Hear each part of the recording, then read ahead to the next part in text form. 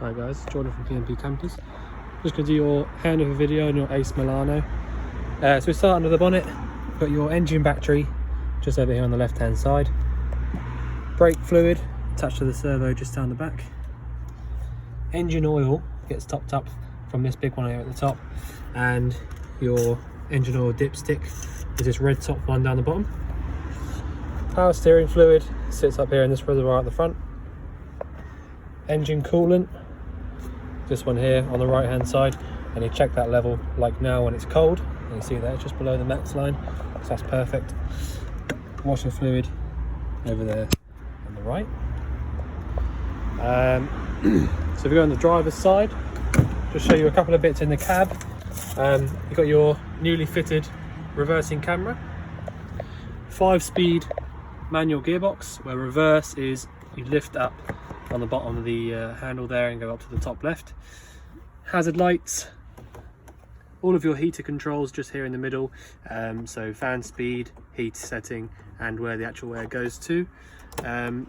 Recirculate or drawing air in from outside. You've got a couple of other bits. You've got your 12 volt there and 12 volt down here. But other than that, you've got your indicators and lights on this left hand stalk, and washers and wipers over on this right hand stalk over here. You've got electric adjusting mirrors, so you just choose which mirror you want to move and then use this as like a joystick to get the mirror to where you want it to go. And obviously your electric windows. The seats move in so many different ways. It's really nice to get comfortable when you're driving a long way. But yeah, so I'll just carry on the driver's side now. So you've got your freshwater inlet point. So to actually put that away, you need to push in and round to the right. To take it out, push in and round to the left, and that'll come out. So when you put it away, push it in and round to the right like that, and then you just pop one of your keys, whichever one it might be, that one.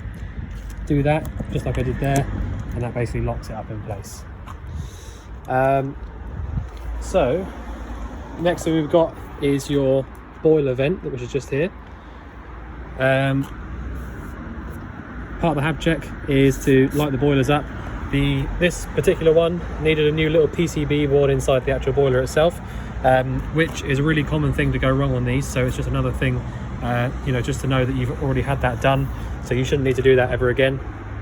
It's quite a common fault on those, to be honest. It just basically lights up and doesn't stay on.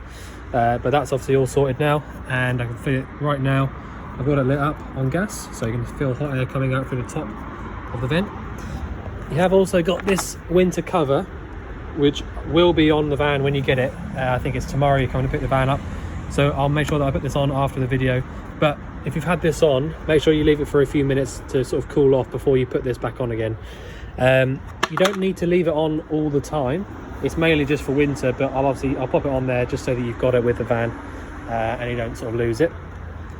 Hookup point is next door to that there, so if you're at home or at your campsite, hookup goes in there, and that'll automatically start charging up your leisure battery, and also give you access to using all of your 3-pin plug sockets inside the van.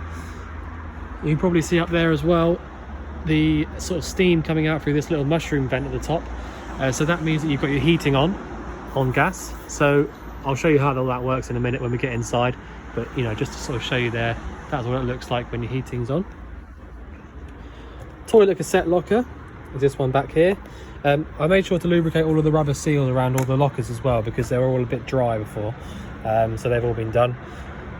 So you've got a freshwater flush, which is this pipe just over here, and what that means is that you don't have a separate flush system anywhere else or above the cassette or anything to worry about.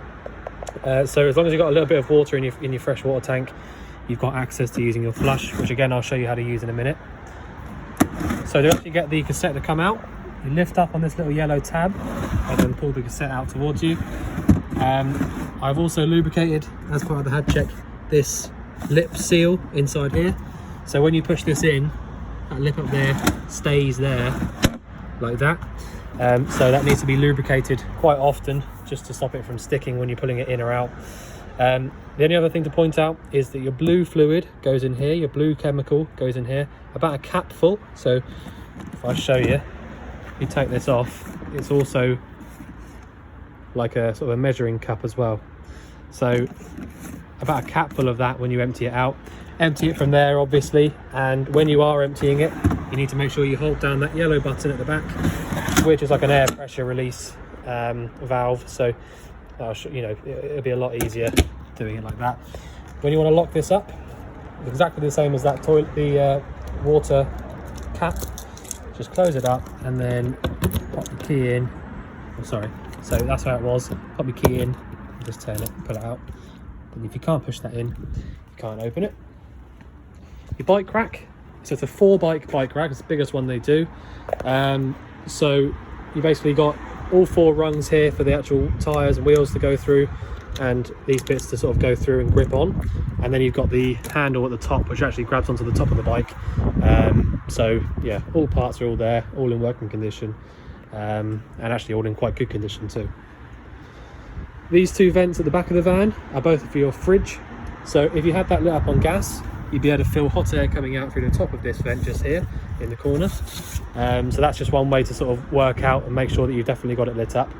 But yeah, I'll show you how to do that inside. Step comes out via this just here, all the way in nicely like that, and back out. One thing to point out with the steps is that if you start the van up and try to drive with it out, you should get a really horrible noise, which will stop you from doing that. It's just like a fail-safe way of not driving off if you step out and, you know, hitting everyone's shins when you drive off. So just bear that in mind. And you've also got your wastewater drain just down there. So if I just close it off now, just like that, ball comes over, stops any more water coming out. You then got your gas locker just here by the passenger door.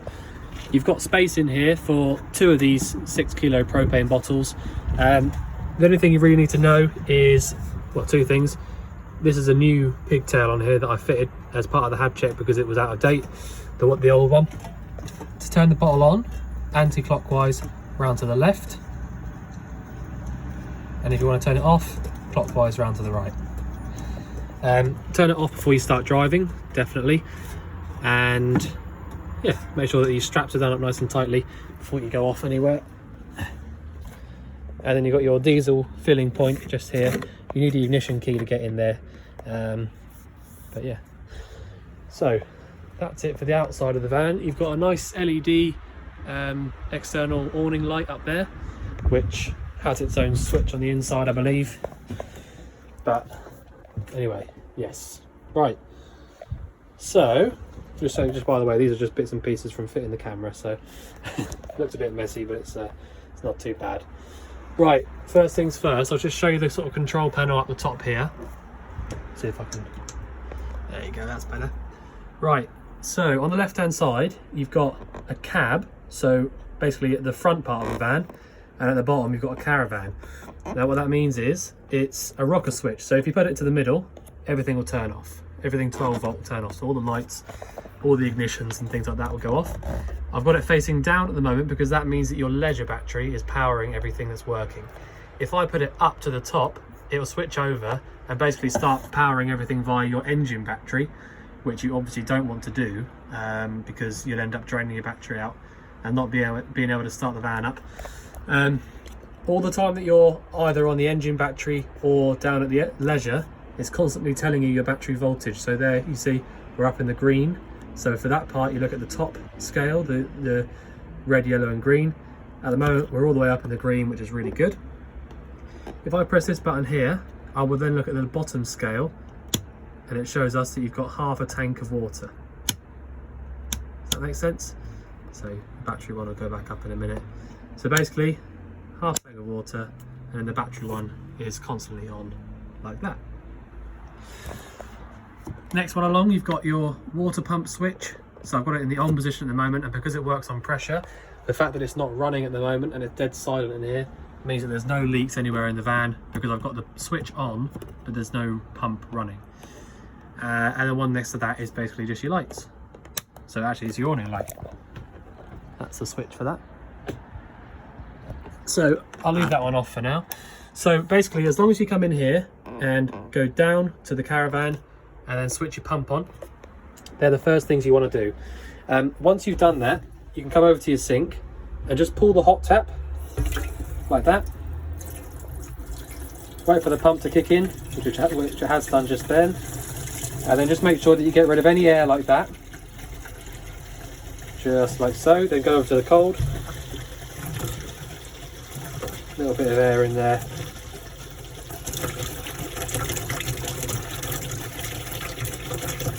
And after a few seconds, it'll start coming through nice and easy. Like that, there you go. So if you pulled the tap, and by the way, the reason it's not draining out very well is because the drain tap's closed. So it will take a little bit longer to drain into your waste tank if the waste tap's closed. Until your water starts coming through nice and easy and sort of smooth like that, your boiler isn't full of water. If you're on the hot side, that is. So for example, this is the first thing you want to do when you come into the van. So pop your power on up there, down to your caravan, pump on, then come here and just do exactly what I just done there. So pull the hot side, and then once you get a little bit of water coming through, go over to your cold. The reason for that is if you start trying to light the boiler up and things like that with the boiler empty, it's going to overheat and you get problems, you know, things will start to burn out and stuff like that. So it's really important that you do that first, because to be fair, that is the most expensive part in this van, is the boiler. So if I just open that waste drain up, just to get that coming out a little bit. You see there, it's already started bubbling up. Go down much quicker now. Yeah, so it's really important just to sort of follow those steps just when you first come into the van. Just make sure your boiler is full of water, and until it is, don't start messing about with the boiler settings whatsoever. The fridge is nice and easy. You've got this, which is your selector over here, so your energy selector. You've got 230 or 240 really, 12 volt and gas. So it is sort of what it says on the tin. If you have a hookup cable plugged in, you can choose this one just here for the 240 volt. If your engine's running, you can choose the 12 volt. And if you've got the gas on and none of the others, you can use the gas. So if I just show you now, you've got this little hole in the back of the fridge down there, which is like a peephole for the gas, for the flame. So to actually light it up, it's a bit awkward because I've only got one hand, but basically you just want to go all the way down to the bottom, and for the minute that's not doing anything at all. All it's doing is allowing the gas to come through when you use this side. So if you want to light it up on gas, down to the gas symbol, and then all you want to do is basically keep your eye in there and have a little look in there, but for the sake of the video I'll show you it up here. You just want to sort of leave this around here, around about the halfway mark, which is your sort of gas purger. So when you push it in, gas goes in there, down to the burner. And then just to the right of that, you've also got this little piezo igniter, which just works like that. You've got the same sort of ignition on your heating system. So obviously, I'll go into a bit of detail of that. But basically what you want to do is push in on this one here, and push on that piezo igniter at exactly the same time. So if we have a look in there, probably saw, there you go. So all I was doing is pushing like I am now, and pushing the igniter at the same time. So as long as you see that flame there, and then I let go of my finger now, so fingers all the way out, and then you can turn that up. But yeah, as long as your flame's still on there, you're good to go. And if you can't get in there and see that, which, you know, I don't know why you wouldn't, but if you couldn't, you can also go around to the outside of the van and do what I showed you on the outside. Just put your hand over that top right hand side of the vent, and then you'll feel hot air coming out through there pretty much instantly if it's lit. But that's how you light it up on gas. That is really it. So the gas and the 240, so the bottom one here and a 240, like I said to you, the 240 will only work when your hookup's plugged in, but they're the two ways that the fridge will get cold, you know, by itself, if you like. The 12 volt when the engine's running won't get the fridge cold on its own, and in fact the fridge needs to be completely cold before you try using that, purely for the fact that it's not powerful enough to do it on its own. So just for example, if you're going to go away tomorrow, I would say that is it, you know, sort of important to fill your fridge up with whatever you're going to take away, pop it on gas or 240 the night before you go away, and then by the morning when you go to leave, start the engine up, switch it over to 12 volt, and then drive, get where you're going, and then switch it back to one of the other two when you get there. Because the 12 volt will keep it cold, but it won't get it cold, if you know what I mean. I hope that makes sense, but it's the same on any fridge, it's not just this one. But yeah. Right, so to turn it off from gas and turn it off overall, actually, you just literally turn this selector all the way back up to the 0, and then I'll show you inside there will be completely off. No flame in there at all. So that's that. Right, next thing is your cooker. So you've got an ignition just here for all 4 burners, grill and oven. That single button there does all of it all together. Just bear in mind, it does work perfectly well, but the ignition on the top 4 on the burners is actually quite slow. And to be honest, I don't know why. The one in the grill is quite fast, and the one at the top is pretty slow. I mean, it's fast enough because, you know, you get a click every now and again, but just bear that in mind. I'm not really sure why that does that. It's obviously just how it was built, but there you go. So I'm not going to show you how to use any of that because, to be honest, it's so easy.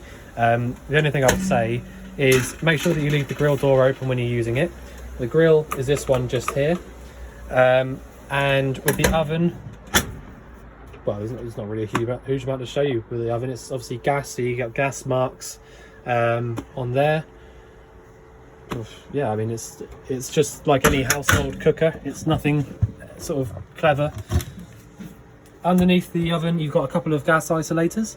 So you've got a little sign at the top there showing you how they work, but actually don't look at that sign because that's showing it. That sign up there where it says closed on the right looks like how they are now, doesn't it? But actually they're both open because they're in line with the pipe, like that sign there is showing you. So basically that sign should be round the other way.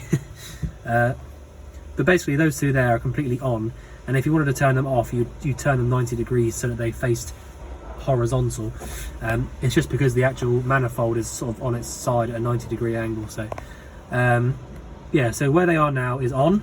If you wanted to isolate any of your individual appliances, you can do so by turning those, and it tells you what does what down there. So blue does fridge, green does the hob and the oven, which would make sense obviously because they're both just here at the back of the van. Right, inside here, nothing to show you. Right, I'll close that down for now. I'll just go in the bathroom and show you in here. So, where's the light switch? Pull cord over on the left. So you've got a shower, which runs from this little separate tap down here, and your sink, which is just from that one. Toilet, super easy to use. So instead of having a lever to push the pump the fluid through, because you have a freshwater flush, it does literally just need you to press this button here. The pump switch will need to be on, but as long as the pump's on, you've got a little bit of water in the tank, push that blue button and then your flush fluid will come around into the toilet. To drain it out into the cassette, open it like that, close it back up when you're finished. It's really important to close it back over for 2 reasons. One, you get really bad smell coming into the van, obviously, because you'll just have like a hole going straight into your cassette tank. But also, if you leave it open, the flap open, you won't be able to take the cassette out from outside, because it sort of locks it in place. So just bear that in mind. If you find one day that you can't take the cassette out from outside, you need to come in here and close the flap over so it's in that position there. That's it really for the bathroom. Nice and simple. Right, you've got a couple of bits I want to show you in this cupboard that are pretty important. So your heating is gas only, which is this part just underneath here. I will get to that in a minute, and you can see there, nice flame just inside there. your boiler sits underneath this little cupboard down here, and you've also got a couple more of those gas isolator taps. Got a white one which says there is space heater, which is this one here at the front, and a red one which is your water heater, which is that one at the back, which again obviously makes sense due to where they are. So in this cupboard on the right hand side you've got your RCD and MCBs. So if anything was to trip, basically if you put a dodgy plug socket in somewhere, it would trip from in there, and if it hasn't tripped from in there and you're still not getting any power, it means that you've tripped it on the pole that you're plugged into at a campsite or the house or whatever. So just bear that in mind. Little fuse box up there, or little fuse board. So you've got, what's that, 6 fuses in there. You've also got a relay just underneath there. But the main parts really are obviously the RCD and the MCBs. But you've got this little switch just down here. So that's your water heater on 240 volt. So if you wanted to heat the water up in your van just via the hookup cable, obviously assuming you've already filled it up with water, if you wanted to heat the water up just by the hookup, you can press that button on there. At the moment it won't light up when you switch it on because there's no hookup in. As long as you've got a hookup cable plugged in, that will work straight away as long as you turn that switch on. And it is also really important to switch it off when you're finished with it, because if you plug a hookup cable into the van one day and forget that that's on and you've got no water in the boiler, it's just the same as boiling an empty kettle, and you know it'll overheat and you'll start to get things burning out. So really important to switch that off when you're finished with it. And the other thing is just to point out, this part here is your battery charger for your leisure battery, which by the way sits just under the floor in this little cupboard down here. So you literally lift that out and then you've got really good access to your leisure battery. But yeah, that's the charger for your leisure. So as soon as you plug your hookup cable in, that charger will automatically kick in and start charging up your leisure battery without you having to do anything at all.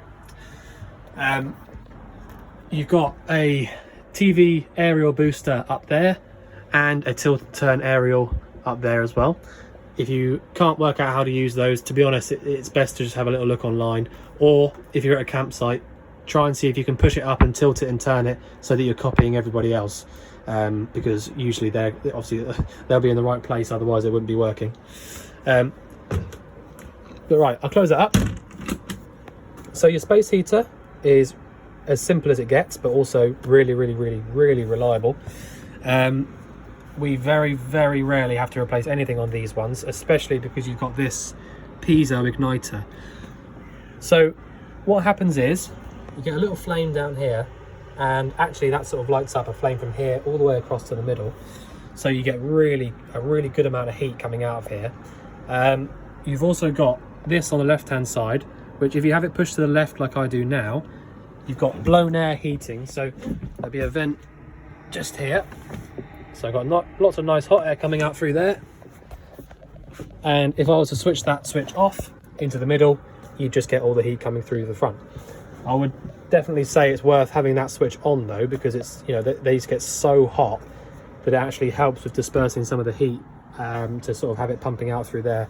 There should also be a one of those in the bathroom as well to heat the bathroom up. But yeah, anyway, that's separate. So yeah, the fan is just there. The other thing I'd advise you to do is to leave the fan running for a sort of 5 or 10 minutes after you've had this on, because they do get really hot. It's not like a radiator, like, you know, you can't touch this because it's so hot. But anyway, right, so if I just switch this off all the way back round to 0, you see there the flame's gone out inside.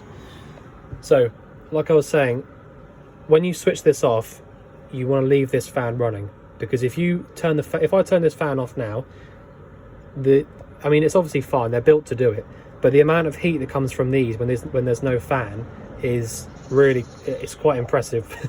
You know how hot it actually is when it starts coming out without a fan on.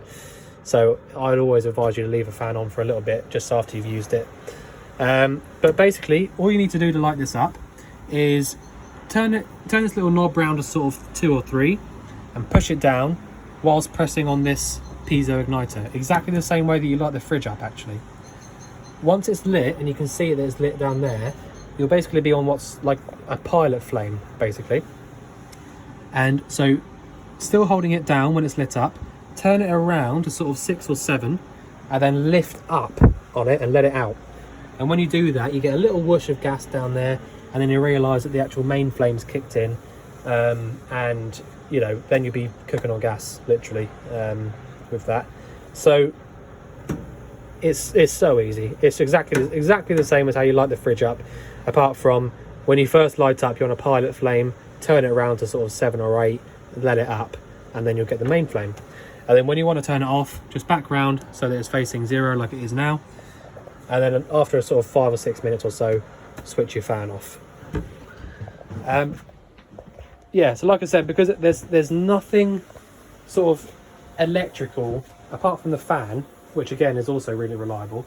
There's nothing electrical and fancy inside that heater, so as long as you've got your gas on, I think, you know, you'll find that you don't really ever get any problems with this. I mean, don't hold me to that, because things can go wrong with anything, but that, you know, these units are really, really good. But yeah, so that's that. The boiler is up here. I mean, I've showed you already in the cupboard just there how to heat the water up via the electric hookup. But if you want to use gas instead, first off, make sure you've got water in the boiler. That's the first thing you want to do. And then also make sure that you've got that cover off on the outside, which I showed you. Really important, because this boiler will not light up if you've got that cover on. And if it does, then you'll get sort of really bad pressure going on, and you know, it might sort of pop something off. Or so yeah, the boiler itself, it's the most expensive part in this van by far, and so you really need to look after it. I will also show you in a minute how to drain it out, but I just want to sort of make sure that you know that it's really important to look after these. If you look after them, then they're fantastic, you know, really reliable. But if you don't, then they're not at the end of the day. So just really make sure that you don't really need to have this temperature all the way up at 70, just purely for the fact that 50 degrees, 60 degrees is plenty of heat in a boiler like that. So leave it where it is, in my opinion. But literally all you need to do, so if I just switch it off now, green light goes out, and you hear the little solenoid dropping out inside there to stop the gas coming through. So yeah, as long as you've got water in the boiler and the cow cover is off on the outside, you can come into here and just switch this on like that. And then literally after about 5 seconds, you hear it light up, just like that. If you get a little red light in here, it's not the end of the world. It either means that you've got that cover on the outside, or it's just failed to light up first time. So if you just switch it off and on, you know, sometimes even 4 or 5 times is fine. If it's really hot outside, you know, sometimes that can happen. You know, it might struggle a little bit to get lit up on the first go.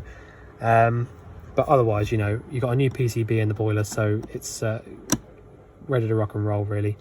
When it gets to that temperature as well, another reason you might get a red light on there is that the water has actually got to temperature and it's just turned itself off, which is also fine, obviously.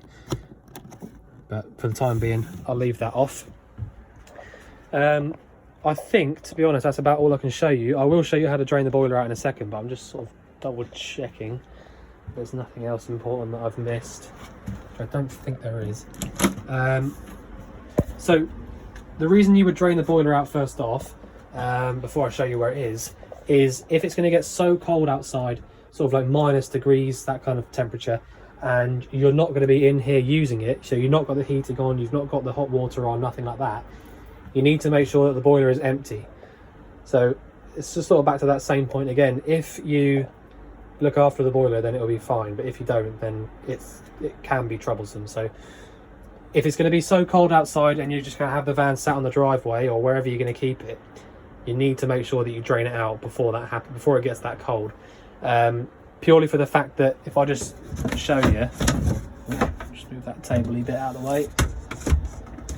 Oh god. Right, if I just show you why it's important, all of these pipes down here, see the red pipe there, blue pipe at the top, all of those pipes there, all of this, they're all at pressure with water, cold water, until you start, you know, put the boiler on, obviously.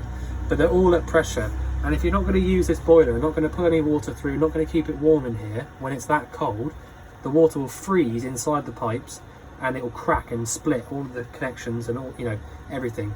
And in fact, sometimes the bits inside the boiler, if the boiler's full of water and the boiler water freezes, you know, it will just sort of crack the top, and you know, it's messy. So if you want to drain the boiler out before you want to use that, if you're not going to use the van and it's going to get too cold, lift this little yellow tab upright so it's horizontal, so it's vertical, rather than horizontal like it is now. And when you do that, the water will just start pumping out underneath. So yeah, just please make sure you do that, because that is literally the most important thing I can show you. Drain it out if you're not going to use it and it's going to get too cold. But otherwise, if it's not going to get too cold, don't worry about that whatsoever, because as soon as you start pulling hot water through the tap, it replenishes the water inside the boiler anyway. So, but yeah, really important. If you're not going to use it and it's going to get too cold and it's going to freeze, drain it out. But yeah, so I think I've shown you everything I can. The reversing camera looks really nice up there on the right hand side. Nice little grommet to go in there where the wire goes through into the dash. But yeah, so if you think I've missed anything out or you want anything going over again, just let us know. But otherwise, we look forward to seeing you soon to collect your van. Thanks very much.